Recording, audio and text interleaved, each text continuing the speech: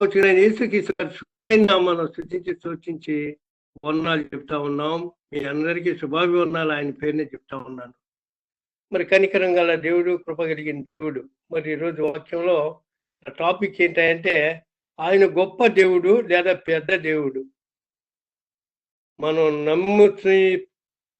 నమ్ముతూ అంగీకరించి బాప్తిసం తీసుకున్న మన దేవుడు చాలా గొప్ప దేవుడు, పెద్ద దేవుడు, చాలా very big God and very great God. అది ఈరోజు అంశం. ఈ రోజు అంశానికి వెళ్ళే ముందు మరి మనం ఇప్పుడు ఎక్కడికి వచ్చామంటే 255వ మీటింగ్కి వచ్చి ఉన్నాం. ఇది చాలా ఘనమైన విషయం. 255 అంటే ఇట్స్ 1/4 of 1000 ఆల్మోస్ట్, కొంచెం ఎక్కువగానే ఉంటుంది. కాబట్టి అట్లాంటి ఘనమైన దేవుడు మనల్ని ఎంతగా నడిపించి, నాకు సంతోషమైన విషయం ఏంటంటే మన గ్రూప్లో ఎవరికి కరోనా ఎఫెక్ట్ లేకుండా ఉంది. కారణం ఏంటంటే ప్రతి వారు ప్రార్థిస్తున్నారు, ప్రతి వారు ఒకరికొకరు ప్రార్థిస్తూనే ఉన్నారు.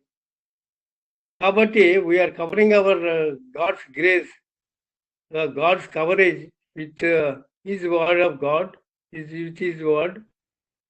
మియర్లీ ఒక కంచెలాగా అన్నమాట, ఒక ఫెన్సింగ్ లాగా వేసి మనం విడిచినాం కాబట్టి దేవుడు మనల్ని కనికరిస్తూ ఉన్నాడు. ఈరోజు ఒక గొప్ప విషయం ఏంటంటే దేవుడు మరి మహిమలో పిలుచుకుందాం అని తిమోతి అంకుల్ గారి విషయం కూడాను అంతిమ క్రియలు జరిగేవాడిని, భూస్థాపన జరిగింది. మరి ఆ దైవదాసుడి విషయం కూడా చాలా లక్షలాది మంది వచ్చారు, దేవుని నామాన్ని గణపరిచారు. అది చాలా గొప్ప విషయం. అదే రకంగా వాళ్ళు కంటిన్యూస్గా ప్రేయర్ చేస్తూ, వాక్యం అందిస్తూ, సాక్ష్యాలు చెప్తూ ఇట్లా ఈ 4-5 రోజులు గడిపిన దాన్ని బట్టి కూడా చాలా గొప్ప విషయం అని చెప్పారు. ఇదంతా ఆ గొప్ప దేవుడు, ఆ కనికరం గల దేవుడు. మనం ఏంటంటే మన అందిన వ్యవహారంలో మన సమస్యలను పెద్దగా చూసి దేవుడిని చిన్నగా చూస్తాం. That is a bad thing actually what we do. మనం ఏం చేస్తామంటే మనకు వచ్చిన ఇబ్బందులు కానీ, ఏదైనా ప్రాబ్లమ్స్ కానీ, అనారోగ్యం కానీ, ఆర్థిక ఇబ్బందులు కానీ, వేరే రకమైన అనేక కుటుంబ సమస్యలు కానీ, సోషల్ ప్రాబ్లమ్స్ కానీ, ఇవన్నీ ఎంత పెద్దగా చూస్తామంటే చాలా పెద్దగా చూస్తాం. భార్యాభర్తల మధ్య గొడవ, భార్యకును అత్తమామల మధ్య గొడవ, అల్లుడికును అత్తమామల మధ్య గొడవ, ఇట్లాంటి గొడవల్లో తల్లిదండ్రులకు గొడవ, ఇవన్నీ మరి తల్లి పక్షాన్ని వచ్చారా, భార్య పక్షాన్ని వచ్చారా, ఇట్లాంటి విషయాలన్నీ చాలా జరుగుతూ ఉంటాయి. మరి వాటన్నిటిని పెద్దవి పెట్టుకుని మనం ఏంటంటే దేవుణ్ణి దూరంగా పెట్టుకుంటాం. అది మనం చేసే పొరపాటు. మరి ఈరోజు వాక్య నిమిత్తం యెషయా గ్రంథం ప్రవక్త అయిన యెషయా గ్రంథం 40వ అధ్యాయం 12వ వచనాన్ని ఒకసారి చూద్దాం. మన దేవుడు ఎంత గొప్పవాడు అన్నది. అయ్యా, it is in the screen. అయ్యా, somebody can read also. Can read. అయ్యా, తన పుడిసిటిలో జలములు కొలిచిన వాడెవడు? జానతో ఆకాశమును కొలచూసిన వాడెవడు? భూమిలోని మన్ను కొలపాత్రలో ఉంచిన వాడెవడు? త్రాసుతో పర్వతములను తూచిన వాడెవడు? తూనిక చేత కొండలను తూచిన వాడెవడు? ఇప్పుడు మొదటి 2 పుడిసిట్లో జలములు కొలిచిన వాడు. పుడిసిట్ అంటే జస్ట్ ఏది దోశలాగా అన్నమాట, అంతకంటే ఏం లేదు. హాలో ఆఫ్ ద వాటర్ అని చెప్తారు ఇంగ్లీష్లో అయితే. సరే, హాలో ఆఫ్ ద హ్యాండ్. మరి అట్లాగే జానతో ఆకాశంలో కొల చూసిన వాడెవడు? మరి ఎంత గొప్ప దేవుడయ్యా! ఇంత పెద్ద ఆకాశం, ఇంత పెద్ద జల రాశిని ఆయన పుడిచితో పట్టుకున్నాడంట. మళ్ళీ జాన్తోనేమో ఆకాశాలను కొలుస్తాడంట. జాన్ అంటే ఎంత? మనం ఇప్పుడు బైబిల్ ఉందే, బైబిల్ని ఇట్లా పెట్టి చూస్తే మన జాన్ అన్నట్టు తెలుస్తూ ఉంటుంది. జాన్ ఉంది బైబిల్. ఇంత జాన్తో ఆయన ఆకాశాలు కొలిచాడంట. మరి ఆకాశాలు కొల్చడం అంటే ఎంత గొప్ప విషయం చూడండి. మరి ఇంత గొప్ప విశ్వాన్ని, ప్రపంచాన్ని, ఈ గోళాన్ని ఆయన జాన్తో కొలిచాడంట. మరి ఈ 40వ అధ్యాయం యొక్క ప్రత్యేకత యెషయా రాసింది ఏంటంటే, అసలు యెషయా గ్రంథంలో 66 పుస్తకాలు ఏం చూపిస్తాయంటే అది మినీ బైబిల్గా చూపిస్తూ ఉంటాయి. 66 బుక్స్ మనకి బైబిల్లో ఉన్నాయి. 66 బుక్స్లో యెషయా గ్రంథంలో 66 చాప్టర్స్ ఉన్నాయి. 66 చాప్టర్స్ కూడాను మనకి ఎట్లాగంటే ఒక మినీ బైబిల్ లాగా ఉంటుంది. ఈ ఈ 39 బుక్స్ వచ్చామో పాత నిబంధన, 27 వచ్చామో కొత్త నిబంధన. ఈ పార్ట్ వరకు ఈ పార్ట్ 40 ఈ అధ్యాయం వచ్చేవరకు ఎంత గొప్పదంటే ఇది it is linking both the old testament as well as the new testament. అయ్యా ఇంగ్లీష్ అర్థం కాని వాళ్ళు ఎవరైనా ఉన్నారా? Is there anyone who can't understand English? That is anyway we mix with the both the language and speak. కాబట్టి ఇది this is actually connecting. ఇది ఇంటికి తలుపు పెడితే ఏమంటారు దాన్ని హింజెస్ ఏమంటారు తెలుగులో అంటే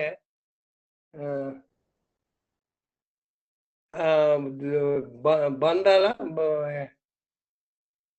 బంధులు తలుపు బంధువులు ఎట్లాగుంటే అట్లా ఇంజిగా ఉంటుంది అన్నమాట. ఈ 40వ అధ్యాయం అటు పాత నిబంధన విషయాలు ఇటు కొత్త నిబంధన విషయాలు కలిపి చెప్తా ఉంటుంది. కాబట్టి ఇది చాలా ఇంపార్టెంట్ అయిన బుక్. ఇది దీంట్లో చూపించేది ఏంటంటే మన దేవుడు ఎంత గొప్పవాడు, ఎంత అధిక బలం గలవాడు, ఎంత ఈ సమాజ 18వ వచనంలో చూసేట్లయితే 18వ వచనం చేస్తుంది 18th వర్స్. కావున మీరు ఎవరితో దేవుని పోల్చుతారు, ఏ రూపం ఆయనకి సాటి చేయగలరు? Who can compare? Actually coming as a comparison. కాబట్టి ఆ దేవునితో అంత గొప్ప దేవునితో ఎవరితో పోల్చగలం మనం? వేల్పుల్లో నీ సముడెవడని నిర్గమాకాండం 15వ అధ్యాయంలో వాళ్ళు ఎర్ర సముద్రం దాటిన తర్వాత మిర్యాము వీళ్ళంతా పాడుతూ ఉంటారు, వేల్పులలో నీ సముడెవడు. అట్లాగే దేవుణ్ణి ఎవరితో పోల్చుదాం, ఏ రూపంలో ఆయనకి సాటి చేయగలం అన్నట్టుగా ఆయన ఈక్వల్గా మనం ఏం చేయగలం? అంత గొప్ప దేవుడైన ఉన్నాడు ఆయన. అట్లాంటి దేవుడిని మనం ఏం చేస్తామంటే మన అవసరాలను బట్టి చాలా బాధ వేస్తుంది అప్పుడప్పుడు మాట్లాడాలంటే. ఎందుకంటే మనకి దేవుడు ఎంత గొప్ప దేవుడు తోడుగా ఉన్నప్పుడు ఆయన వదిలిపెట్టి మనకుండా చిన్న సమస్యలు ఉన్నాయా, ఏది టెంపరీ సమస్య, ఆ సమస్యలన్నింటినీ పెద్ద సమస్యలుగా తీసుకుని మనం చాలా కంగారు పడతాం, నిరుత్సాహపడతాం, వి గో ఇన్ టు డిప్రెషన్లో వెళ్ళిపోతూ ఉంటాం. అబ్బాయి ఎట్లాగా ఈ ప్రార్థన వచ్చింది, ఈ రోగం వచ్చింది, ఆ రోగం వచ్చింది. ఎగ్జాంపుల్ మా అమ్మాయికి ఈ కరోనా 19 వచ్చినప్పుడు COVID-19 I was not worried at all. ఏం జరగదు అన్నట్టుగానే ఉన్నాను, అట్లాగే ఏం జరగలేదు. But still she is week. ఆ దెబ్బ ఎట్లుందంటే దాన్ని కొంచెం బలహీనతలో తీసుకొచ్చిందని చెప్పొచ్చే కానీ మరి మిగిలినంత ప్రాణ నష్టంగాను ప్రాణ బీజీగాను ఏం జరగలేదు అట్లా. కాబట్టి ఇట్లాంటివన్నీ మనం తట్టుకోగలగాల. ఆర్థిక ఇబ్బందులు వచ్చినాయా తట్టుకోగలగాల, మరి ఆరోగ్య సమస్యలు వచ్చినాయా తట్టుకోగలగాలి. మరి అట్లాగే ఏ రకమైన ఇబ్బంది వచ్చినా కానీ మరి సోషల్ ప్రాబ్లమ్స్ వచ్చినాయా వాటికి తట్టుకోవాలి. మనం ఎట్లా అన్నింటినీ ఎదుర్కొనే శక్తి ఉండాలి మనకి. అట్లాంటి శక్తి గల దేవుడి మీద మనం ఆధారపడుతున్నాం బట్టి దేర్ ఇస్ నో ప్రాబ్లం. మన ప్రేయర్ లెవెల్ ఎట్లా ఉంది, మనం ప్రేయర్ చేస్తానే ఉంటాం, చేయమని చెప్పట్లేదు, ప్రేయర్ చేస్తాం. కానీ ప్రేయర్ మీద ఎంత నమ్మకంతో చేస్తూ ఉండవు. విసుగుగా ప్రార్థించమని ఇప్పుడే ఒక పాట పాడి ఉన్నాడు. ఎంత గొప్ప పనులు చేశాడో ప్రార్థన వలన చెప్తానే ఉన్నాడు ఆ వచనాల్లో ఒక్కొక్కటి పాడేటప్పుడు. కానీ మనం అది పాడతాము అంత అయిపోద్ది, కానీ దాని మీద నమ్మకం ఉంచలేని స్థితిలో ఉంటున్నాం. మనం ప్రార్థన చేస్తున్నాం, అదేమంటే అబ్బాయి గాలి దీపం పెట్టి దేవుడు నీకు దండం అన్నట్టుగా అట్లా ఉన్నట్టుగా మన వాళ్ళు అట్లా ఇంటర్ప్రిట్ చేస్తారు. కానీ మనం ప్రార్థన చేసి ఎంత ఆధారపడుతున్నాం, ఆయన మీద ఆధారపడాలి. ఎందుకంటే ఆయన చాలా గొప్ప దేవుడు. వేర్పుల్లో నీ సముడు ఎవడు అంటాడు. అట్లాగనే ఈ భూమి మీద ఈ దేవుళ్ళలో ఎవరు నీకు సమానులని ఈ 18వ వాక్యంలో వచనంలో మనం చూస్తూ ఉన్నాం. అట్లాగా ఆయన చాలా గొప్ప దేవుడు. అట్లాంటి దేవుణ్ణి మనం తృణీకరించి మనం ఏంటంటే ఆయన్ని తక్కువగా చూసి మనం ఎక్కువగా లెక్కేసుకుంటాం. దాని వలన చాలా ప్రాబ్లమ్స్ వస్తూ ఉన్నాయి.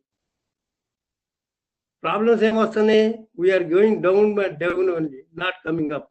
యాక్చువల్గా దైవజనులు చూస్తే ఇప్పుడు తిమోతి గారిని చూడండి, భక్సింగ్ గారిని చూడండి, బిల్లీ గ్రామ్ గారిని చూడండి, ఇట్లాంటి వాళ్ళని చూస్తే మనం ఎట్లాగా వాళ్ళ జీవితం ఎంత బాగుందన్నది మనకు అర్థమవుతూ ఉంటుంది. కానీ even then we don't follow them. అది వచ్చిన ప్రాబ్లం. వాళ్ళని మాదిరిగా పెట్టుకుని మనం ముందుకు సాగలేకపోతున్నాం. అట్లా ఇంత గొప్ప దేవుడు మనకు ఉంటాడు. జాన్తో కొలుస్తాడంట ఆకాశం జాన్తో కొలచమంటే ఇప్పుడు మనం ఉన్నది భూమి ఉంది కదా, ఈ భూమి వచ్చి సౌర కుటుంబంలో గెలాక్సీలో ఒక భాగంగా ఉంది. సరేనా? ఇట్లాంటి వీనస్ ఉంది, మళ్ళా మెర్క్యూరీ ఉంది, ఇట్లాంటి గ్రహాలు 7 గ్రహాలు అవి ఉన్నాయి మనకి. ఈ శాటిలైట్ ఈ చంద్రుడు లాంటి ఉపగ్రహాలు కాకుండా మెయిన్ గ్రహాలు అట్లాగా ఉన్నాయి. మరి ఇట్లాంటి గ్రహాలు ఇన్ని ఉన్నాయే, దీన్ని ఈ చివరి నుంచి ఆ చివరికి వెళ్ళాలంటే ఒక గ్యాలక్సీలో 1 సంవత్సరం పట్టుద్దంట.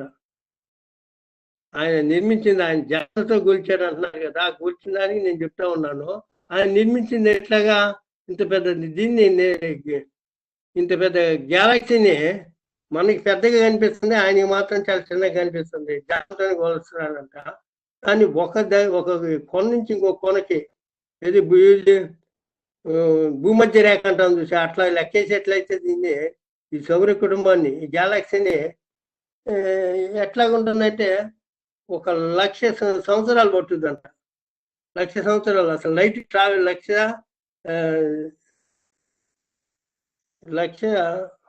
వెలుగు సంవత్సరాలు, లైట్ ఇయర్స్ అంటాం మనం. లైట్ ఇయర్స్ అంటే వెలుగు సంవత్సరాల కింద వస్తుంది. 100 లైట్ ఇయర్స్ పట్టుద్దంట ఈ దారి నుంచి ఆ దారికి వెళ్ళాలంటే. కానీ మనకి తెలుసా లైట్ ఎంతకి ట్రావెల్ చేస్తుందయా? Light traveling distance of light in 1 second, how much it is? Anybody tell? Can anyone tell?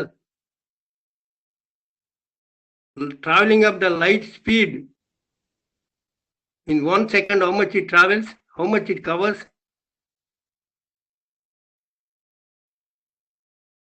In Parthandaya, are you able to listen? Kiran, are you able to listen? వినిపిస్తుంది uncle, వినిపిస్తుంది. అది సరే, 1 second కి light ఎంతగా travel చేస్తుంది? 1 lakh 3.5 into 10 power 6 miles per second it travels.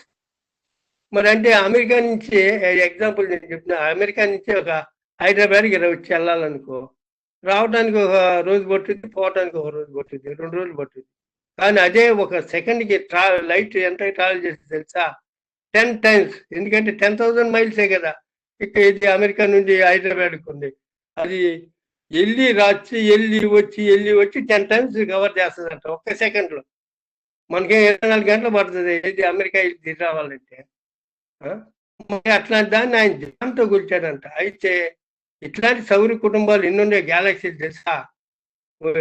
శాస్త్రజ్ఞుల అంచనా ప్రకారం 350 కోట్లు ఉన్నాయంట. 350 crores, బిలియన్స్ అన్నాడు, కానీ నేను దాన్ని కోట్లుగా చెప్తా ఉంటాను. 350 billions అని చెప్పుకొచ్చాడు. దాన్ని ఆ సైంటిస్టుల ప్రకారం ఆ 350 billions అని ఇప్పుడు డిస్కవర్ చేసింది. ఇంకా డిస్కవర్ చేయింది ఇంకెన్ని ఉన్నాయో మరి వాళ్ళకే తెలియదు, మనకి తెలియదు. వాళ్ళకి they are keep on discovering. అప్పుడు ఎంత 1 సంవత్సరం ట్రావెల్ చేసి ఎంత అవుతుంది ఇద్దరి నుంచి ఆ దానికి? 1 సెకండ్కే 1,86,000 మైళ్ళు ట్రావెల్ చేస్తుంది లైట్. మరి సంవత్సరానికి ఎంత ట్రావెల్ చేస్తుంది లెక్కేయండి. అట్లాంటి 350 ఉన్నాయంట. 350 కోట్లు. What a wonderful thing it is యార్. How he has created I do not actually. మన బియాండ్ అవర్ ఇమాజినేషన్, మన జ్ఞానానికి అందందే అది. అందుకే అపోస్తలుడు పౌలు కూడా ఉంటుంది, జ్ఞానానికి మించిన ఆయన కృపాన్ని. ఆయన మరి ఒక జాన్తో కొలుస్తున్నాడంట దాన్ని. అంత గొప్ప దేవుడు మనకు ఉన్నాడు. మరి అంత గొప్ప దేవుడిని పెట్టుకుని మనం we are not recognising his greatness, we are not recognising his bigness. ఆయన ఎంత పెద్దోడో, ఎంత గొప్పోడో, ఎంత పెద్ద ఘనుడో, మరి అది ఆయన్ని మనం లెక్కేయకుండా మన ప్రాబ్లమ్స్గా లెక్కేసుకుంటా ఉన్నాం. Our problems are so big, we make God as a little one and make our problems as a big one. కాబట్టి అంత 350 కోట్ల ఈ గ్యాలక్సీలు ఇట్లా ఉంటే, మరి యూనివర్స్లో ఇట్లాంటి దాన్ని ఆయన ఒక జాన్తో కొలిచాడంట. జాన్ అంటే ఎంత? బైబిల్, మన బైబిల్ని కొలుచుకుంటా జాన్ ఉంటుంది మన బైబిల్. మరి ఆయన మూర్త కొలిచి ఎంత దూరం కొలిచాడో ఇవన్నీ మనం ఆలోచించాల్సి వస్తుంది. అదే యోబు గ్రంథం 30వ అధ్యాయం, యోబు గ్రంథంలో కూడాను అట్లాగే ఇచ్చాడు 30 దాంట్లో. మరి దాన్ని చదవాల్సిన అవసరం లేదు. కానీ భూమి కొలిచినప్పుడు నువ్వు ఉండవా, నేను నిర్మించినప్పుడు ఉండవా అని యోగుని ప్రశ్నిస్తూ ఉంటాడు దేవుడు.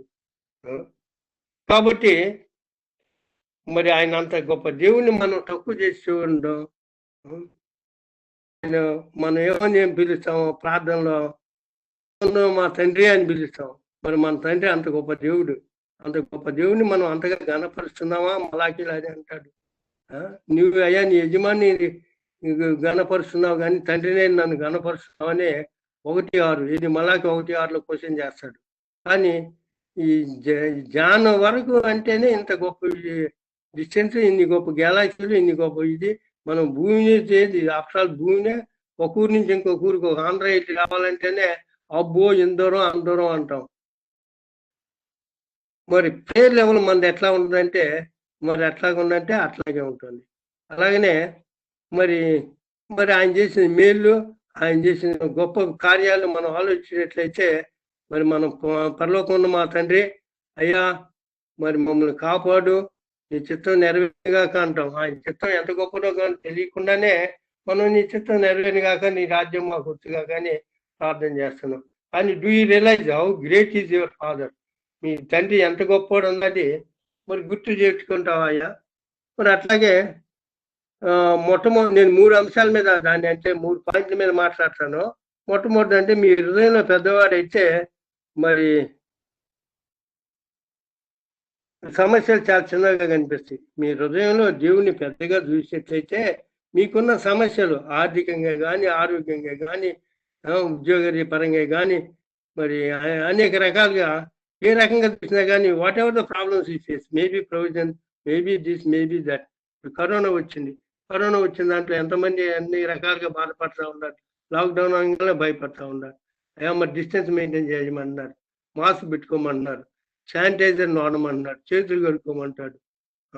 ఇట్లాంటివన్నీ చెప్తా ఉన్నారు. దానికే మనం కంగారు పడతా ఉన్నాం. కానీ మా దేవుడు ఎంత గొప్పవాడైతే ఎన్ని నథింగ్, ఏ తెగులు రాదు, ఏ వ్యాధి సోగదు, ఏ రకంగా కూడా నువ్వు ఆయన యేసుక్రీస్తు ప్రభు అవి నిరూపించడానికి ఈ లోకానికి వచ్చి మరి అనేక మంది చనిపోయిన లేపాడు. మరి పక్షవాతంతో చచ్చిపోయిన కాళ్ళు చేతుల్ని ఆయన మరి స్వస్థపరిచాడు. మూగోళ్ళని మాట్లాడేది చేశాడు. దయ్యాలు పట్టిన వాళ్ళు దయ్యాలను వెళ్ళగొట్టింటాడు. వంగి 18 సంవత్సరాలు నడుము వంగి అట్లాగే ఉన్న ముసలమ్మనే నిలబెట్టాడు.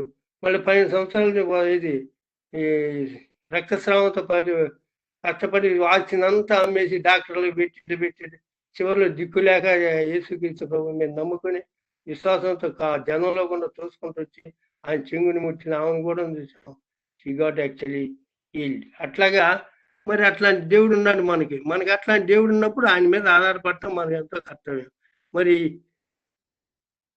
మన హృదయంలో సంఖ్యాకాండంలో చూస్తే మీరు సంఖ్యాకాండం 14 అధ్యాయం 6వ వచనం నుంచి 14వ వచనం వరకు చదివేట్లయితే ఐ జస్ట్ రీడ్ దట్.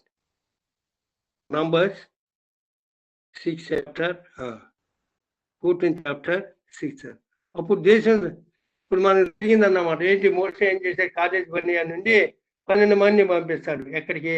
ఏగు చూసి రమ్మని, పాలు తేనెలు ప్రవహించే దేశం, వీళ్ళు అనుభవించే వాగ్దానం ఒక దేశాన్ని చూసి రమ్మని 12 మందిని పంపిస్తాడు. ఎందుకంటే దేవుడికి తెలియగాదు, కానీ వీళ్ళు మన మనుషులకి దేశం గెయిన్ కాన్ఫిడెన్స్ కదా, వాళ్ళు నమ్మకం కుదుర్చుకోవాలా, వాళ్ళు నివసించబోతున్నారు కాబట్టి ఆ దేశం ఎట్లా ఉంటుందో ఏంటి అన్నది చూడాలి. కాబట్టి 12 మందిని మోసే దేవుని ఏది ఆయన యొక్క ఇన్స్ట్రక్షన్స్ ప్రకారం పంపిస్తాడు.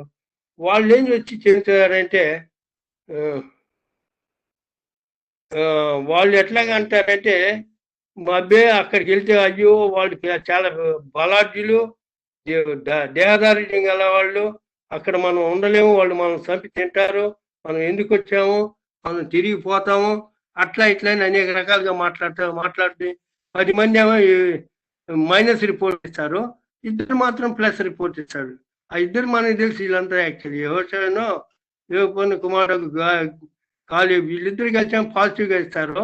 ఏంటంటే వాళ్ళు ఎట్లా చూస్తున్నారంటే దేవుడు వాగ్దానం చేసిన దేవుడి దేశంలో ఈ అనానీకులు వీళ్ళు ఎబ్రోన్లో ఉండేవాళ్ళు వాళ్ళు వీళ్ళు అప్రాలు ఎంత అంటాడు.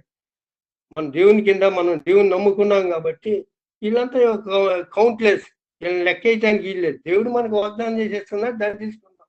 వాళ్ళందరూ నరిపేస్తామని చెప్తారు. దేవుడి కృప ఆయనే యుద్ధం చేస్తాడు అన్నట్టు. మీరు ఒకసారి ఆ 14వ అధ్యాయం కనుక పూర్తిగా చదివేట్లయితే సంఖ్యాకాండం దాంట్లో తెలుస్తుంది. వాళ్ళు ఎంతగా చివరిలో రాళ్ళు తీసుకుని మోషాన్ని చంపాలన్న ఉద్దేశంతో ఐగుప్తుకు తిరిగి వెళ్ళాలన్న ఉద్దేశంతో ఉంటారు. జస్ట్ వీళ్ళు మెడిటేట్ అప్ అందట్టు కొంచెం 5 నిమిషాలు నేను చెప్తాను. దాన్ని మీకు తెలిసిన విషయం అదేం పెద్ద కొత్తగా నేను చెప్పేది ఏం లేదు దాంట్లో.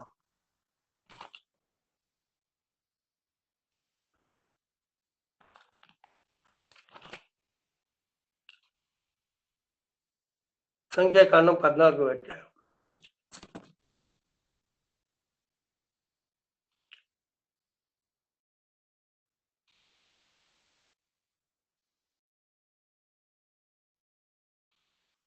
సంఖ్యాకాండం 14వ అధ్యాయం.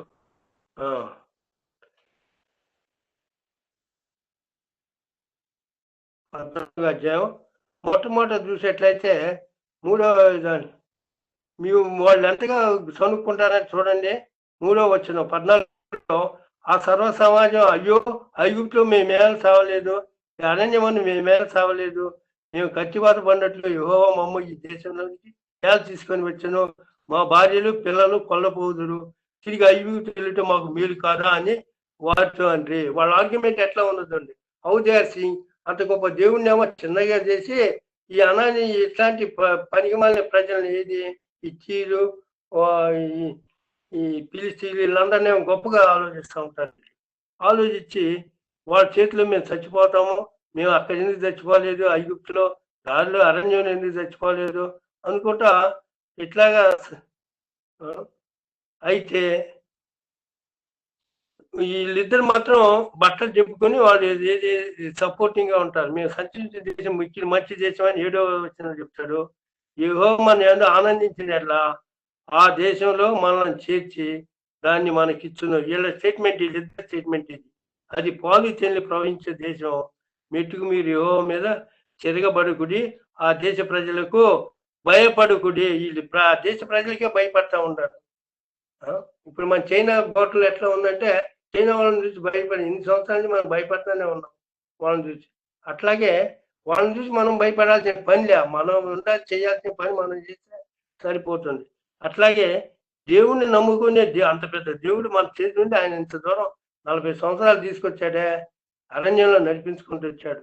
అది మానేసి అది ఆ గొప్పతనం చూడకుండా వీళ్ళు ఏం చేస్తున్నారంటే అక్కడికి వెళ్తే మనల్ని వాళ్ళు చంపేస్తారా, వాళ్ళు ఏది మనం నల్లులాగా ఉన్నామంట, వాళ్ళ దృష్టిలో కూడా అట్లాగా ఉన్నారంటే వీళ్ళ దృష్టిలో కూడా అట్లాగే అంట. కాబట్టి అట్లా వాళ్ళు ఆ రకంగా తామే ఏది ఒక రకంగా డిప్రెషన్ లో ఉండి మనుషులు ఎట్లా ఉన్నారంటే దేవుణ్ణి గొప్పతనం అంత గొప్ప జ్ఞానంతో కూర్చిన దేవుణ్ణి, ఏది భూమి ఆకాశాన్ని జ్ఞానంతో కూర్చిన దేవుణ్ణి, అట్లాంటి దేవుణ్ణి గ్యాలక్సీని 350 కోట్ల గుండా ఇది ఆయన జ్ఞానంతో కూర్చాడంట.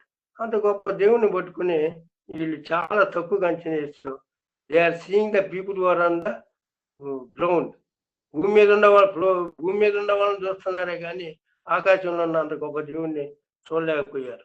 చివరిలో వీళ్ళిద్దరు మాత్రం గట్టిగా వాళ్ళని అణిచివేయగలుగుతూ ఉంటారు. సరేనా? మరి ఆ తర్వాత నెక్స్ట్ పాయింట్కి వస్తే మనం మనకి అనేకమైన సరే సెకండ్ పాయింట్కి వస్తే మన ప్రొవిజన్స్ ఎట్లా ఆయన చేస్తాడు, ఏ రకంగా చేస్తాడు. ప్రొవిజన్స్ అంటే తినుబండారాలు, మరి మనం జీవించడానికి అనుదినం జీవించడానికి కావాల్సిన వస్తు సామాగ్రి, కిరాణా కొట్టు అంటారే, కిరాణా కొట్టు సామాను ఇట్లాంటివి అన్నమాట. ఏది మనం రోజు తినే భుజించే ఆహారాలు ఇట్లాంటివి. మనం ఏమనుకుంటామంటే అబ్బాయి ఎట్లరా గడుస్తుంది. చాలా మంది కష్టపడ్డారు ఈ కరోనా టైంలో. ఎందుకంటే రోజు కూలికి వెళ్ళే వాళ్ళకి కష్టంగానే ఉంది, వలస కూలీలకి కష్టంగానే ఉంది, పేద సాధకి చాలా కష్టంగానే ఉంది. కానీ దేవుడు మరి వీళ్ళు ఎంతమంది అంటే 6 లక్షల కాల్బలే ఉంటారు. ఏది ఇజ్రాయెల్ బయటకు వచ్చిన వాళ్ళు ఎంతమంది అయ్యా అంటే, బయటకు వచ్చిన వాళ్ళు మరి చచ్చిపోయిన వాళ్ళ తర్వాత వాళ్ళు పుట్టిన వాళ్ళు అంత కూడాను లెక్కేస్తే 6 లక్షలు ఉన్నారండి. 6 లక్షలు ఎట్లాంటి వాళ్ళని కత్తిపోత, ఏది కత్తిని ఉపయోగించేవాళ్ళు అంట. వాళ్ళు కత్తిని ఉపయోగించేవాళ్ళు అంటే 20 సంవత్సరాల నుంచి 50 సంవత్సరాల వరకు అనిపించారు ఏజ్. ఆ ఏజ్ గ్రూప్ లో ఉండేవాళ్ళే 6 లక్షలు అట. మరి మిగిలిన ముసలోళ్ళ సంగతి ఏంది, భార్యల సంగతి ఏంది, మరి అమ్మా నాన్నల సంగతి ఏంది, వాళ్ళ పుట్టిన పిల్లల సంగతి ఏంది, మరి ఇవన్నీ లెక్కేస్తే సమ్మేర్ ఇట్ గోస్ టు 35 lakhs అన్నట్టు లెక్క చెప్తా ఉన్నారు. అరణ్యంలో వాళ్ళు కాలేజ్ బరియాకి వచ్చినప్పుడు అంతమంది వచ్చారు, ఆ 35 lakhs వరకు ఉండొచ్చు అన్న ఒక అంచనా ఉంది. కానీ అంత తీసేసి 20 lakhs వేసుకున్నాం మనం ఏమైంది. మరి 20 lakhs ఇట్లా మంది వచ్చేట్లయితే వాళ్ళు 40 సంవత్సరాలు వాళ్ళు ఏది వాళ్ళు కూలి పని చేయాలా, ఎక్కడ సంపాదించాలా, ఏం చేయలేదు, వాళ్ళకి this no income, this no employment, దేవుడు వాళ్ళని పోషిస్తూ వచ్చాడే, ఎంత గొప్ప విషయం. వాళ్ళకి కాలేజ్ బరియాకి వచ్చి వేగు చూడటానికి పోయి ఇంత గాబరవుతూ ఉంటారు. మరి అదే విషయాన్ని మనం చూసినట్లయితే మరి 40 సంవత్సరాలు పోషించాడు, ఎర్ర సముద్రం దాటించాడు, మళ్ళీ ఏది యోర్దాను నదిని దాటించాడు, ఇవన్నీ చేస్తా ఉన్నాడంటే దాటింది అంత గొప్ప దేవుడు అని ఉన్నాడు, దాటించగల శక్తి కలిగా దేవుడు అని ఉన్నాడు. ఎర్ర సముద్రం దాటించే వచ్చినప్పుడు ఇక యోర్దాను నదిని దాటడం పెద్ద కష్టం ఉంది. సముద్రం దాటిన నదిని దాటలేదు. కాబట్టి కాలేజ్ బరియా నుంచి వాళ్ళు అట్లా అంచనా వేసుకుంటే చాలా భయపడతా ఉంటారు ప్రజలు. వాళ్ళే కాదు, కుటుంబాలతో అందరూ కూడాను కొంచెం దేవుని మీద విశ్వాసం పోయిందనే చెప్పుకోవాలి. మరి ఇన్ని సంవత్సరాలు భూషించాడే, వీళ్ళు ఏమైనా పని చేశారు, కూలికి వెళ్ళారా, వాళ్ళు సంపాదించారా, వాళ్ళ సంపాదన మీద ఏమైనా బతికారా అంటే అదేం లేదు. మిలిటరీ జనరల్, ఒక అమెరికన్ మిలిటరీ జనరల్ ఒక ఎస్టిమేషన్ ఇచ్చాడు. ఈ ఇజ్రాయేలీ కాలేజ్ బరియాలో ఉన్న సెన్సన్ చూసి ఆయన ఎంత ఫుడ్ కావాలంటే పర్ డే ఒక్కరోజుకి లెక్కించాడు. 1500 tons కావాలంటే ఒక రోజు వాళ్ళు తింటానికి. అన్ని లక్షల మంది తినటానికి ఎంత అన్నం కావాలంటే 1500 3 times తినాలంటే 1500 tons తినాలంట. మరి దాన్ని ఉడికించాలంటే ఎంత ఏం కావాలా, వాళ్ళ దగ్గర గ్యాస్ పొయ్యి లేవు, ఇవన్నీ లేవులే. అప్పుడు కట్టెలు బిట్టే వండేవాళ్ళు. ఎంత కావాలా ఒక రోజు కంటే 4000 టన్నులు ఫైర్వుడ్ కావాలంట. 4000 tons ఆఫ్ ఫైర్వుడ్. అది అంత అయితేనే కానీ 1500 kg 1500 kg ఆ ఫుడ్ని బాయిల్ చేయడానికి cooking 4000 tons of this one firewood is required. అట్లాగే మరి అన్నం ఉంటుంది, మరి నీళ్ళు ఉండాలి కదా వాళ్ళు నీళ్ళు తాగడానికి. రోజు నీళ్ళు ఎంత లెక్క వేయాలంటే 30 లక్షల మందికి. ఎట్లాగంటే నువ్వు ట్యాంకర్లు కనుక తీసుకొచ్చేట్లయితే ట్యాంకర్లు ఎన్ని ట్యాంకర్లు కావాలంటే హైదరాబాద్ నుంచి మన వాఘా బార్డర్ ఉంది, ఏది పాకిస్తాన్లో వాఘా బార్డర్, ఇండియాకి ఉన్నది అఫీషియల్ ఎంట్రీ, అఫీషియల్ ఇదండి. ఆ వాఘా బార్డర్లోనే వాళ్ళు మన లవరింగ్ ద ఫ్లాగ్, వాళ్ళు లవరింగ్ ద ఫ్లాగ్ ఇవన్నీ జరుపుతూ ఉంటారు. అది బార్డర్ యాక్చువల్లీ, అది ఒక టోల్ గేట్ లాగా ఉంటుంది. మరి అక్కడ ఆ బార్డర్ దగ్గర దాకా వస్తాయంట. ఎక్కడ బాగా ఒక దాని వెనక ఒక వ్యాగన్ని కనుక ట్యాంకర్ని కనుక పొజిషన్ చేసేట్లయితే ఎంత వెళ్తాయి తెలుసా, ఒక్కరోజు తాగే నీళ్ళు. మళ్ళీ అది తాగటానికే, కడుక్కోవటానికి, బట్టలు వదలటానికి వీటికి కాదు లెక్క. అట్లాంటిది మరి వాళ్ళు ఎంతనో చూడండి. ఇప్పుడు హైదరాబాద్ నుంచి ఆయన లెక్క చెప్పింది ఏంటంటే హైదరాబాద్ నుంచి వాఘా బార్డర్ వరకు ఒకదాని వెనక ఒక ట్యాంకర్ని పెట్టి అన్ని నీళ్ళు ఒకరోజు తాగడానికే కావాలంట. So that is a great thing actually. Provision దేవుడు అంత గొప్పగా, అంత గొప్ప దేవుడు ఇంత ప్రొవిజన్ చేశాడు. ఫుడ్ ఇచ్చాడా, ఇది పెట్టాడా. మళ్ళీ అదేవిధంగా వాళ్ళకి మన్నాన్ని కురిపించాడు. మన్నాన్ని ఎట్లా కురిపించాడో ముందు ఐస్గా వేసి చెడిపోకుండా వాడు కేర్ఫుల్ వే చేద్దాం. ఎంత చక్కగా చేశాడు చూడండి. అవుట్ ప్లానింగ్ ఇది. మామూలుగా అట్లాగే మన్నాన్ని కురిపించినట్లయితే అది మట్టిలో పడి, ఇసులో పడి, అటుబడి ఇటుబడి పాడైపోయేది. కానీ ముందు మంచు కురిపిస్తాడు, ఆ మంచు మీద ఈ మన్నాన్ని కురిపించేవాడు. ఎంత గొప్ప దేవుడు అండి. ఎన్ని టన్నుల మరి ఆయన లెక్క ప్రకారం 1500. మరి ఆ రకంగా అవన్నీ తీసుకొచ్చాడు. Provisions he has made for these many people. 35 lakhs పీపుల్కి కావాల్సినంత ఆహారం పెట్టాడు. మరి ఎన్నో రకాలుగా వచ్చాడు. మళ్ళీ మన వాక్యంలో చూసేట్లయితే వాళ్ళ కాళ్ళ చెప్పులు అరగలేదంట, వాళ్ళు వేసుకున్న బట్టలు మాసిపోలేదు, సిరిగిపోలేదు. బట్టలు లేకుండా వచ్చారు వాళ్ళు. చెప్పులు కాళ్ళు వేసుకున్నది అట్లాగే ఉన్నారు. వాళ్ళ కాళ్ళలో ఉన్న సత్తా ఎంత ఉందో అంతే బయలుదేరినప్పుడు. అంత గొప్ప ఉన్నప్పుడు మనం ఇంతగా మనల్ని పోషిస్తూ ఉంటారు. మనకేంటంటే ప్రజలు అయ్యో ఈ నెల ఎట్లాగా రేషన్ అయింది, ఈ నెల జీతం తక్కువ వచ్చింది, ఇది ఎట్లా.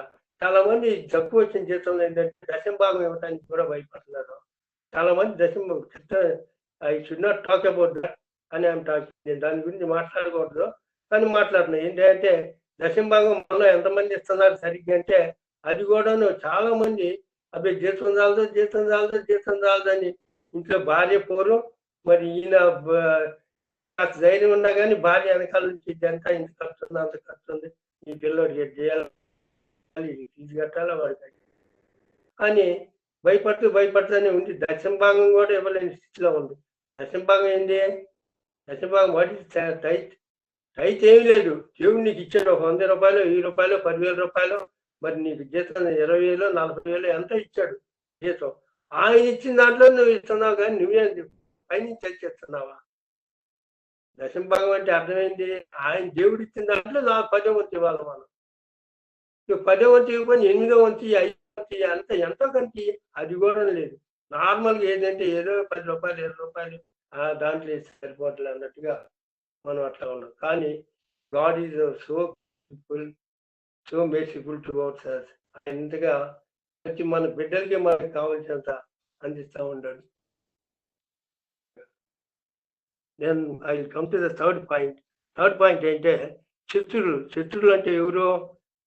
శత్రులు ప్రతి ఒక్క ఇప్పుడు మన హృదయంలో ఏదైతే దైవ నిర్ణయం కాకుండా ఉందో లేదా ఆత్మ సంబంధమైన విషయం ఏదైతే కాకుండా ఉందో అదంతా శత్రువుగానే ఉంటుంది. మనం ఒకసారి మొదటి యోహాను పత్రికలో చూసేట్లయితే 2వ అధ్యాయంలో ఒకసారి చూడన్నాను.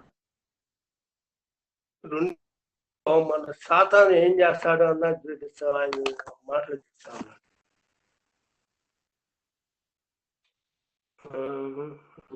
2:18 1 John 2:18 చూడన్నా 2:18 1 John 1:1 2:18 వెళ్ళినా. చిన్నపిల్లారా, ఇది కడవరి గడియ, క్రీస్తు విరోధులు వచ్చిందని ఇంటారు కదా. ఇప్పుడు అనేకులైన క్రీస్తు విరోధులు బయలుదేరి ఉన్నారు. ఇది కడవరి గడియ అని దీని చేత తెలుసుకుంటున్నాము. ఈ 18 అంటున్నారు చివరి గడియకి అంట. వాడేది? ఎవరైతే క్రీస్తు సైడ్ ఉండరో, ఎవరైతే యేసుక్రీస్తు ప్రభువును అంగీకరించారో, ఏదో యేసుక్రీస్తు ప్రభు మెస్సయ్య అని, యేసు క్రీస్తేనని, అభిషిక్తుడని ఎవరైతే గ్రహించుకుని ఉంటారో వాళ్ళంతా క్రీస్తు విరోధులుగానే ఉంటారు. కాబట్టి వాళ్ళు వచ్చే టైం వచ్చింది. మరి ఇప్పుడు మనం ఎట్లా ఉన్నామో జాగ్రత్తగా ఉండాలి కదా. కాబట్టి వాళ్ళంతా చిత్తులే. అందుకే అంటాడు కదా, సాతాను ఎట్లా వస్తాడంట, గర్జించే సింహాలే వస్తా ఉన్నాడు. మరి అట్లాంటి ఎలాగా మనం కంట్రోల్ చేయాలా, ఏం చేయాలా అలాంటి అని. కానీ మన గ్రంథంలో ఒక ఎగ్జాంపుల్గా నేను చెప్తాను. దావీదు గొలియాతు ఒక విషయం చూస్తే మొదటి సమయాలు 17వ అధ్యాయం. మొదటి సమయాలు 17వ అధ్యాయం.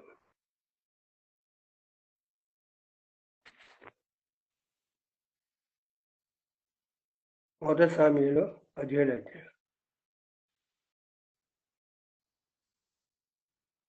ఇక్కడ దావీదు గొలియాతు యొక్క సంవాదం అంటారు, లేదంటే యుద్ధం అంటారు. కృష్ణార్జున యుద్ధం ఉన్నట్టుగా 17వ అధ్యాయంలో 4వ వచనం ఒకసారి. పాతువాడైన గొలియాతు చూడు ఒకడు ఫిలిష్తీయుల దగ్గర నుండి బయలుదేరుతున్నాడు. అతడు 6 మూళ్ళ జానడు ఎత్తు మనిషి అంట. ఇంతకుముందు ఏదో ఎవరో చెప్పుకొచ్చా ఎంత ఎత్తుండాలని, somebody was talking about that. Anyway, ఆయన ఎత్తేంత 6 మూళ్ళ జానడు. అడుగుల్లో లెక్కేసి ఎంత వచ్చిందయ్యా? 6 మూళ్ళు అంటే ఎంత అయ్యా?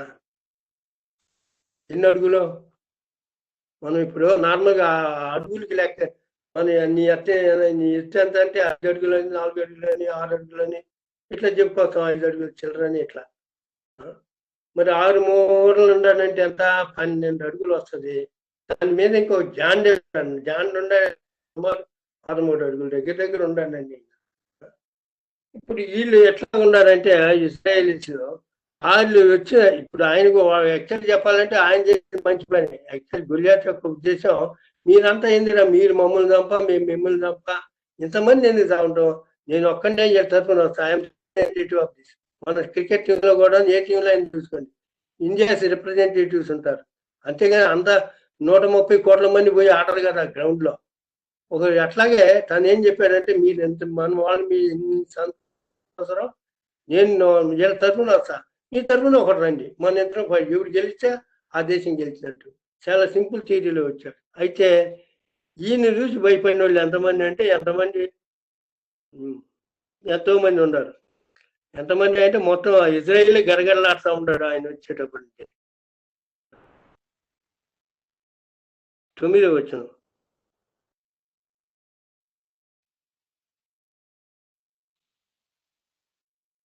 ఏమని ఛాలెంజ్ చేస్తున్నాడు అతను నాతో, పోట్లాడి నన్ను చంపగలిగిన ఎట్లా మేము మీకు దాసులమగును, నేను అతను జయించి చంపిన ఎట్లా మీరు మాకు దాసులై మాకు దాస్యం చేదురు.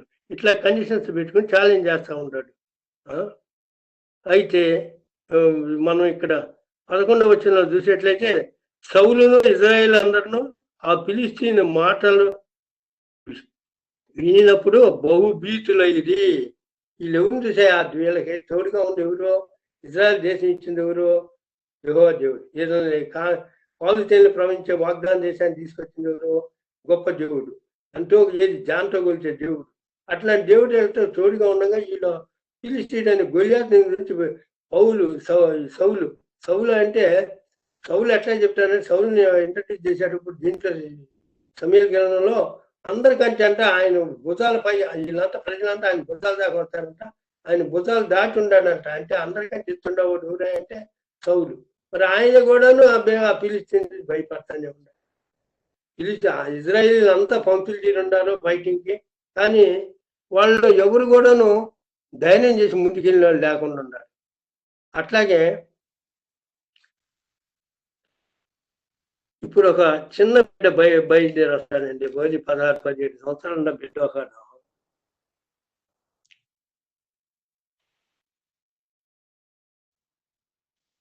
ఈ అబ్బాయి వాళ్ళ తండ్రి ఏం చేశాడంటే ముసలివాడు అయ్యాడంట.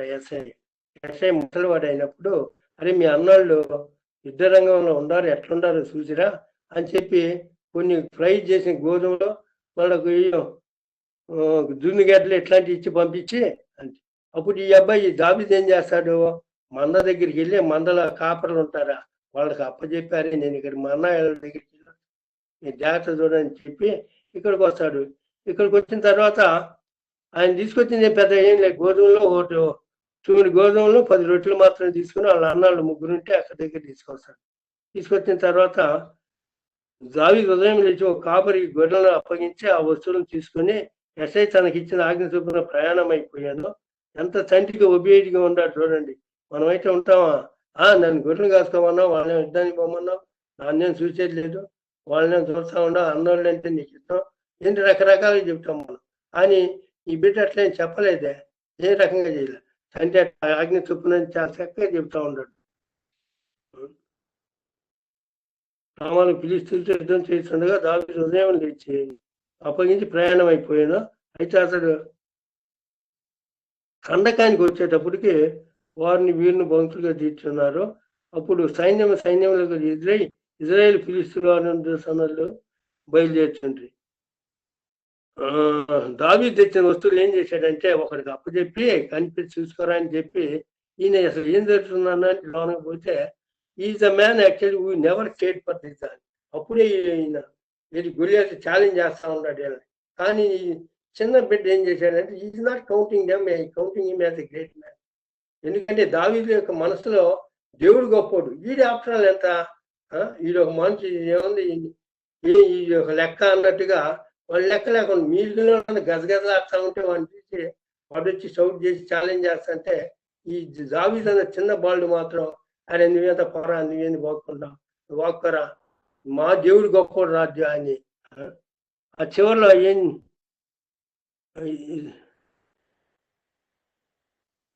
ఇజ్రాయేల్ మనిషిని చూసి మిక్కిలి భయపడి వాడిని పోగా, ఇజ్రాయెల్లో ఒకడు వస్తున్న వాడిని ఆ మనిషిని చూచా, నిజంగా ఇజ్రాయేల్ ఇజ్రాయేల్ని తిరస్కరించుటకై వారు బయలుదేరుతున్నాడు.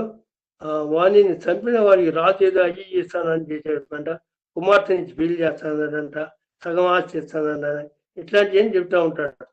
అవన్నీ గ్రహించిన తర్వాత అప్పుడు దావీదు రిప్లై ఏముందో తెలిసిన నాకేం కనపడలేదు 26వ వచనం వివరణ చదవండి నాన్న. 26వ వచనం 17వ అధ్యాయం 26వ వచనం. దావీదు జీవము గల దేవుని సైన్యములను తిరస్కరించుటకు ఈ సున్నతి లేని ఫిలిస్తీయుడు ఎంతటివాడు, వాణ్ణి చంపి ఇశ్రాయేలీయుల నుండి ఈ నింద తొలగించిన వానికి బహుమతి ఏమని తన యొద్ద నిలిచిన వారిని అడుగగా. ఇప్పుడు ఈయన క్వశ్చన్ చేస్తున్నాడు, కౌంటర్ క్వశ్చన్ ఏమని చేస్తున్నాడయా? దావీదు జీవం గల దేవుని సైన్యం తిరస్కరించడానికి ఈ సున్నతి లేని ఫిలిస్తీయుడా, ఈ డాక్టరాలు ఎంత, ఇది ఎంత ఏ పాటి వాడు, తిరస్కరించేవాడు అన్నట్లుగా మాట్లాడుతున్నాడు. అయితే అక్కడున్న ప్రజలు ఏంటంటే అది ఇస్తాడు ఇది ఇస్తాడు కూతుర్ని ఇస్తాడని 5 లెక్కలు చెప్తా ఉన్నాడు, కానీ is not worried about that. Is worried only how to kill that fellow.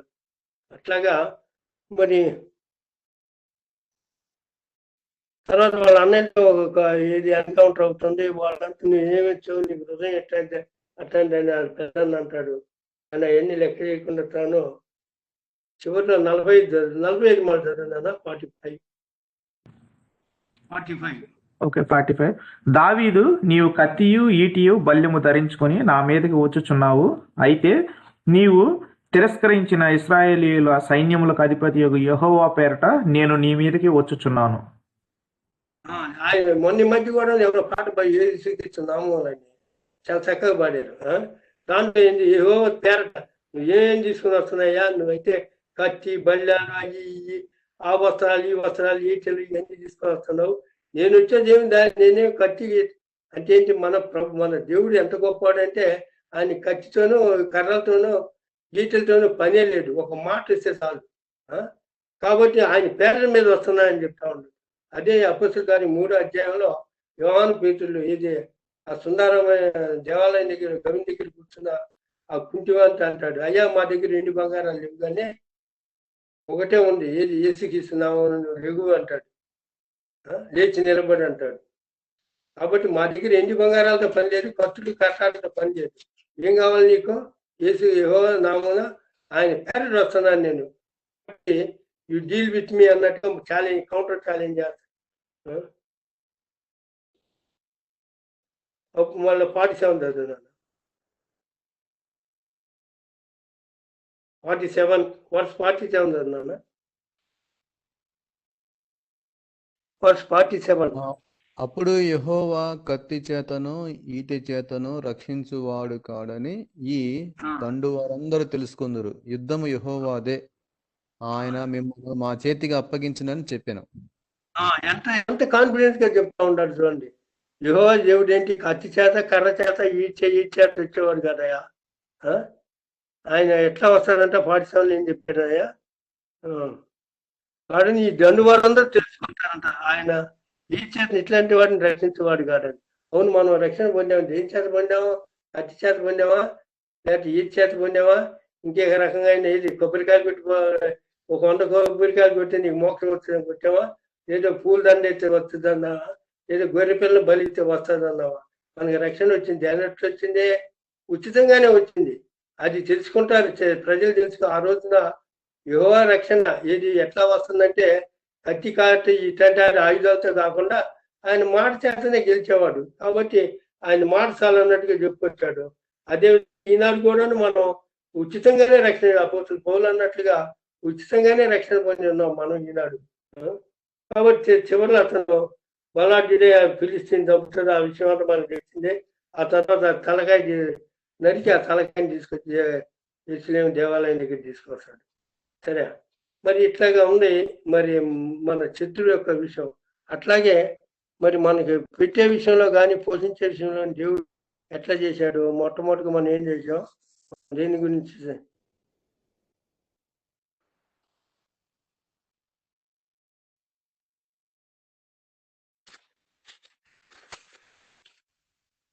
దేవుడు ఎంత గొప్పడు అన్నది మనం మొట్టమొదటి చాలా తేలిగ్గా ఏది ఆయన ఫస్ట్ పాయింట్ మనం ఏం చేసామంటే ఆయన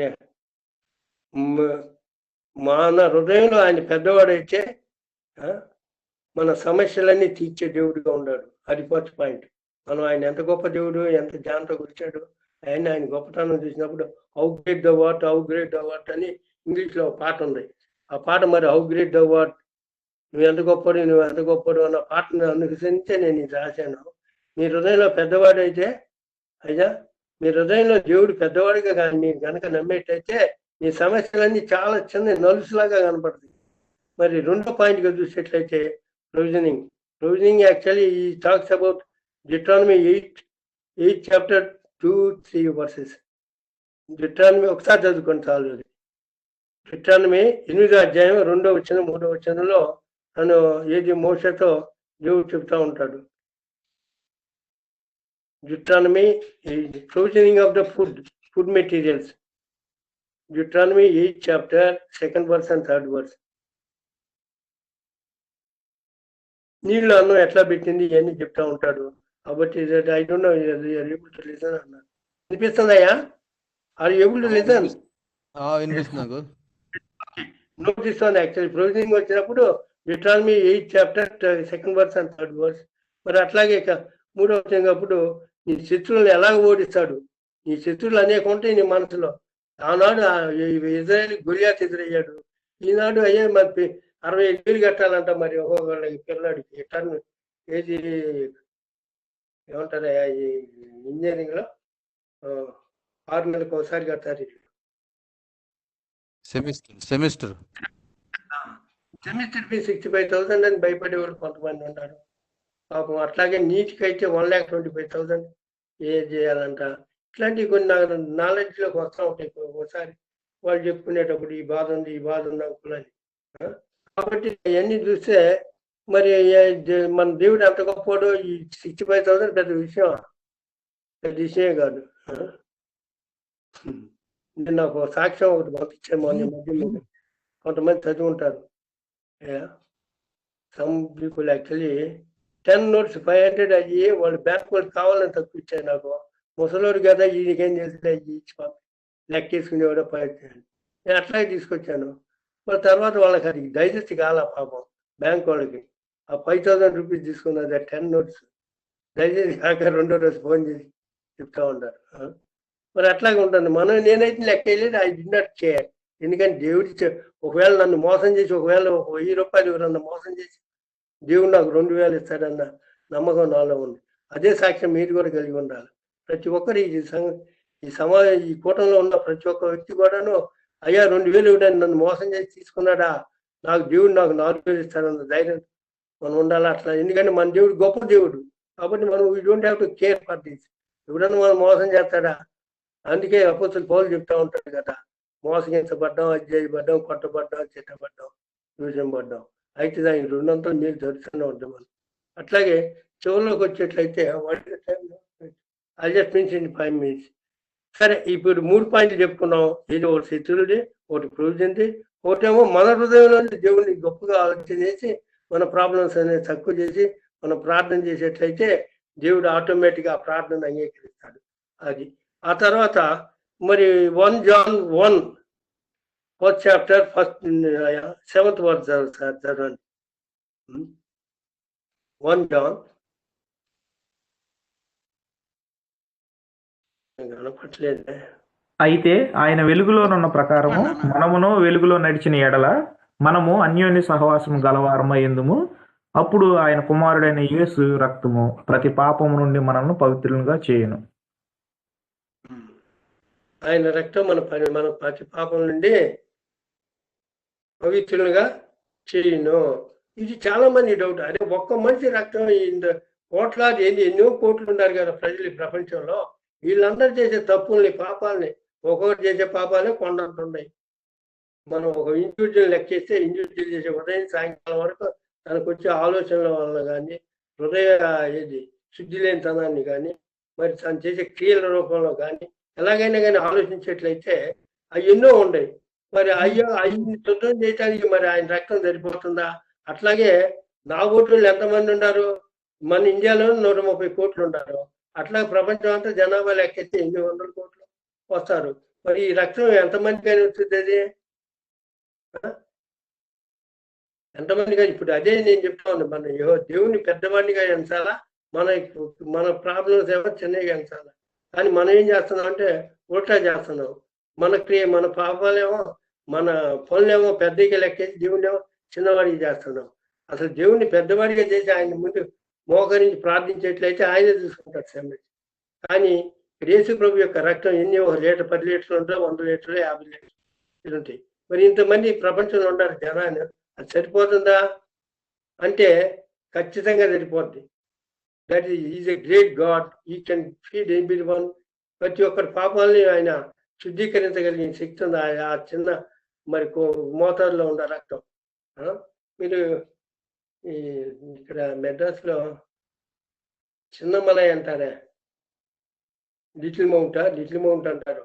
అక్కడికి వెళ్తే సెయింట్ థామస్ యొక్క బ్లడ్ ఇప్పుడు కూడాను పచ్చిగానే ఉందని చూపిస్తారు. అక్కడ వెళ్ళి చూసేట్లయితే ఆయన పొడిచిన చోట ఒక మందిరంలాగా కట్టారు ఆ చిన్నమలైలో. ఆ రక్తం ఇప్పుడు కూడా ఇంకా ఫ్రెష్ గానే ఉన్నట్టు కనిపిస్తూ ఉంటుంది. మరి అట్లాంటప్పుడు యేసుక్రీస్తు రక్తం అంత గొప్ప దేవుడికి, దాంతో వచ్చే దేవుడికి ఆయన రక్తం ఇంకా ఎంతమంది సరిపోతా లేదన్న డౌట్ రావాల్సిన అవసరమే లేదు. ప్రతి ఒక్క నువ్వు ఎంత పాపి అయినా సరే, ఎన్ని పాపాలు చేసినా సరే, ఎంత ఘోర పాపి అయినా సరే, ఆయన రక్తం 4 బొట్టులతో నీ పాపాలన్నీ శుద్ధీకరించబడతాయి. ఆయన రక్తమే గొప్పది. కాబట్టి మనం ఆయన రక్తం నమ్మి కొంచాలా. ఆయన గొప్పవాడు, మన కోసం వచ్చి మన పాపల నిమిత్తం తన శిలువలో మరి తన ప్రాణం అర్పించి తన రక్తం కార్చాడు. కాబట్టి ఆ రక్తం ఎంత గొప్పదంటే అంత గొప్పది. అది జ్ఞానం అంత ఉంది. జ్ఞానం ఉందంటే ఈ 150 కోట్ల గ్యాలక్సీని కవర్ చేయగల శక్తి ఉంది దానికి. కాబట్టి అంత గొప్ప దేవుడు మన దేవుడై ఉన్నాడు. మనం ఎంతో నిజంగా we are privileged people, blessed people. మనం ఎంతో భాగ్యవంతులు, ఆశ్చర్యపడినవారు. కాబట్టి నా ఈ చిన్న ఇది ఒకసారి ఇంకోటి చదవండి. మనం ఏం చేయాలన్న జాగ్రత్త విషయం 1 John 2nd chapter 24th verse. నేను దీంతో ముగిస్తానయ్యా. 1 John 2nd chapter 24th verse. అయితే మీరు మొదటి నుండి దేన్ని వింటిరో అది మీలో నిలవనీయుడి. మీరు మొదటి నుండి దేన్ని వింటిరో అది మీలో నిలవనీయుడి. మీరు మొదటి నుండి వినినది మీలో నిలిచిన ఎడల మీరు కూడా కుమారుని యందును తండ్రి యందును నిలుతురు. సరేనా? ఇప్పుడేమని చెప్తారు, చిన్న పిల్లలారా, అట్లయితే మీరు మొదట నుండి దేనిని వింటిరో, మీరు బాప్తిసం పొంది దేని విని బాప్తిసం పొందారో, మారు మనసు ఎట్లా పొందారో, అయ్యా మరి కొత్తలో ఎట్లా వచ్చింది మీకు, ఆ కొత్తలో కనుక మీరు కంటిన్యూ చేసేట్లయితే ఇంకా మరి అదేం చేసిన అంటే కంటిన్యూ అంటున్నాడు. అది మీలో నిలవాలంట, మనలో నిలవాలది. లేదా మొదటి లవ్ ఉంటే, లేదా మొదటి బాప్తిసం పోయినప్పుడు మనం ఏ రకంగా పశ్చాత్తాపడి మన పాపాలను ఒప్పుకుని మనం శుద్ధీకరింపబడి మరి ఎట్లాగైతే మనం అయ్యా మరణం నుండి దాటి వచ్చామో మరి అట్లాగే అది నిలవనియండి. ఆ మొదటి నుండి నిలిచి వినినది మీరు మొత్తం ఏ వాక్యం అయితే కంటిన్యూ ఆ వాక్యం పెట్టినానా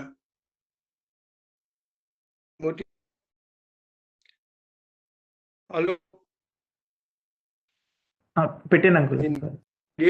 మరి దానివల్ల ఏంటంటే మనం ఉండే వాళ్ళందరూ నిలవని మొదటి నుండి నిలిచిన ఎట్లా మీరు కూడా కుమారుని యందును తండ్రి యందును నిలుచురు. కాబట్టి it's a warning for us. కాబట్టి మనం నిలబడి ఉండాలి.